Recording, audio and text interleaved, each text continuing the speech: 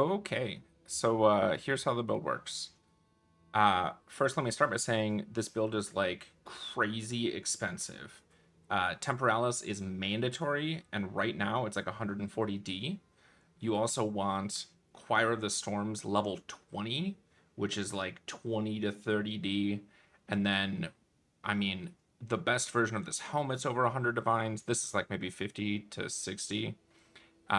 Your staff's probably another 100 divines. So there's a lot of money involved. But if that doesn't scare you, let me explain how this all works. Okay, so Choir of the Storms was changed. The way Lightning Bolt works now is it actually has 3 charges, and each charge has its own cooldown, just like grenades with charges. With Temporalis reduction, that cooldown turns into zero point 0.1 seconds, and then CDR scales it even lower than that. There is also a support gem, Mana Flare, which triggers with the same cooldown. So it starts with 1, and then Temporalis brings it to 0.1, and then you scale it down from there. And both of these trigger on crit. So we play as the new Oracle with inevitable crits, which guarantees that every hit is always a crit. So the result is that when you hit anything, it causes a crit, which causes a lightning bolt. Because Mana Flare is in our lightning bolt, that triggers from the lightning bolt, and then the Mana Flare itself will trigger the lightning bolt. And the result is what you saw, where on bosses and even in maps, lightning bolts and Mana Flare will bounce back and forth between each other until the target is dead, always. On mapping, it gets a little bit more confusing because there's so many targets. There's chances where a couple monsters here die and a couple monsters there die, but on bosses where there's only a single target, the loop will go forever. So yeah, let me show the actual loop. I'll just go to a random zone and I'll take the rest of the gear off so I can just demonstrate. Right, so without Mana Flare in, your choir will trigger, right? You'll see the lightning bolts, which is cool, but you don't get the propagation. Once Mana Flare is in, you can see I didn't even, that was Arctic Armor proccing it, because if a monster hits me, Arctic Armor will start the loop. But yeah, once that's in, the lightning bolt will trigger the Mana Flare, and then the Mana Flare will trigger the lightning bolt, and so on and so on and so on and so on forever. And the cool thing about Spark is the sparks run really far and really fast, and since you can blink so far, if you can keep up with your sparks, it has like the old Blood Mage auto bomber feel, where you just stay up with your sparks and it just keeps going and killing and killing and killing and killing. Okay, so that's how the loop works. For damage scaling, you'll see my lightning bolt's at like 60,000, which doesn't sound like a lot. But you have to remember it's proccing probably like 25 times a second. So we're like well over 1 to 2 million damage. And then we also have, I don't know, 500% crit damage bonus. So that 60,000 turns into, 250,000, and then that happens 20 times a second. So all our damage is lightning bolt. Spark, right now I'm running level 19, but I've tried this build with a level 1, and that's totally fine too. Spark's not doing anything. It is just the source of the trigger. It's like your cock trigger for like PoE1 people who know what that is. So the best way to scale damage on Oracle is crit damage bonus. So we're using Seed of Cataclysm, and then Calandros is just me being lazy, so we have a second one. So this just gives us a metric ton of crit damage bonus. You can see like almost 200. The new Adziri helmet is insane. This thing's a gajillion dollars, but it gives us all levels, which affect both Lightning Bolt and Blink. This is just res and whatever. We get a little bit of magnitude for shock. Res, ES, movement speed. Staff is huge. Staff is probably the most important item.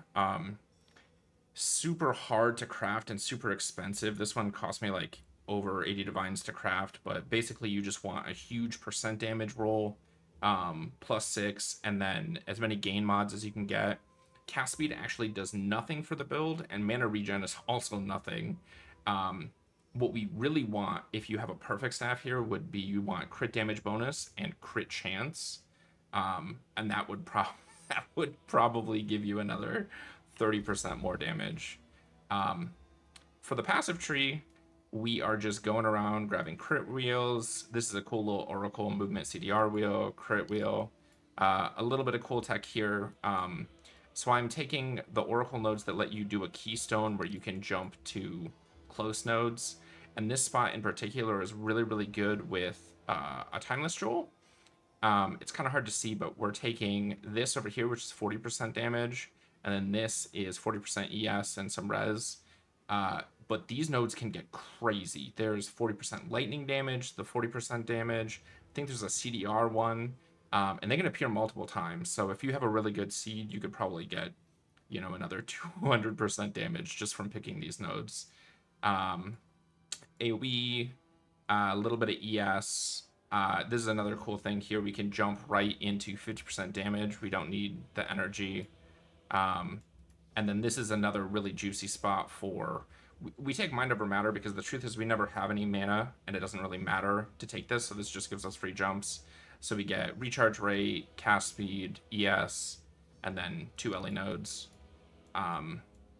ES damage, and then these nodes are really good.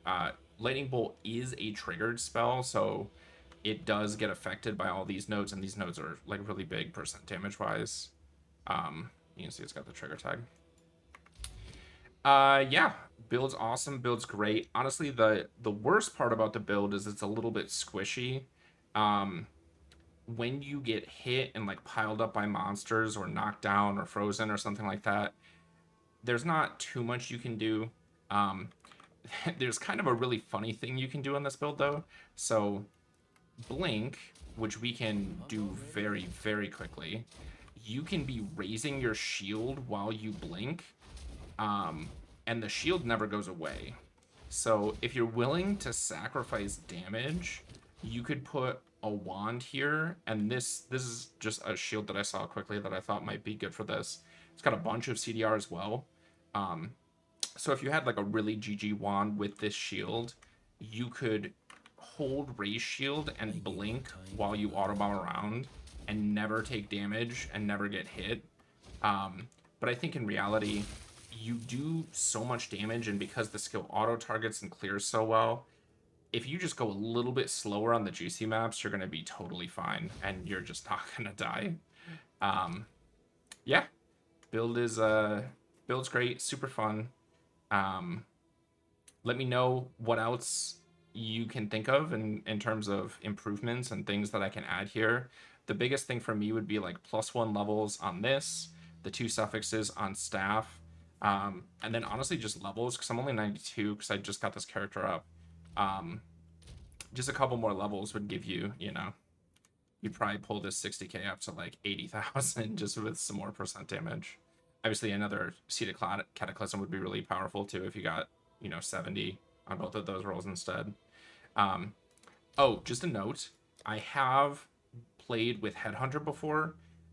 It works great on the build, except for the super 21 mod corrupted maps.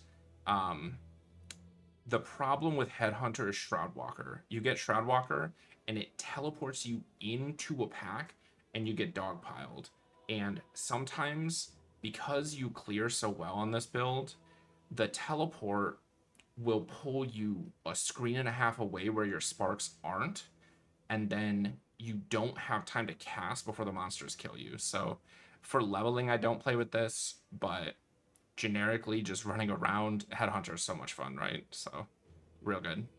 I will note this is not entirely my build. There's a guy that I found who was doing this build and was using a keystone, and he was playing Kikado, I think is how you pronounce it, the electrocute gloves that you normally use like while leveling. And the keystone gives you these, which this is like 20% more damage-ish, because we don't really have any other sources of increase. and you get some electrocute buildup. The truth is, as you saw on the bosses, like, the damage is so high on this build, you don't need electrocute.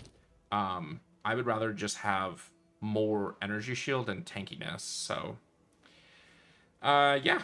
I hope you guys like it. Have fun, and hopefully Temporalis doesn't spike up to 400 divines by the time you see this video.